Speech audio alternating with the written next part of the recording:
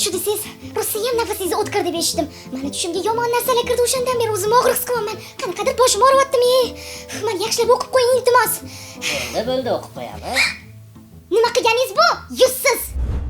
Toshkentda xuddi mana shunday tarzda bir emas, ikkita ayolga shahvoniy shilqimlik qilgan erkak bugun panjara ortida.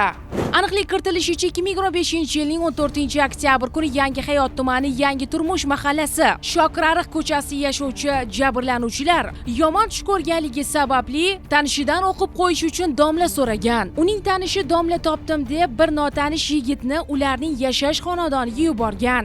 Notanish yigit avvalo murojaatchi ayolga, so'ngra uni jiyaniga shahvoniy shilqimlik qilib, tanasini turli joylariga qo'li bilan tegingan. Mazkur holat yuzasidan sud ishi jinoyat ishlari bo'yicha Yangi Hayot tuman sudida ko'rib chiqildi.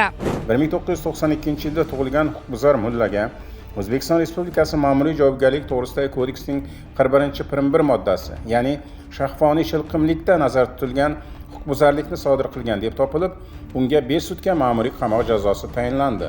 Nafsini bo'ysundira olmay qo'llarni tiya olmayotgan erkaklar. Ushbu erkakning qismati barchangizga xulosa bo'lsin, zero keyingi safar sizning ham manzilingiz panjara orti bo'lmasin. O'zingizni ehtiyot qiling, qo'llaringizga ko'pert bermang.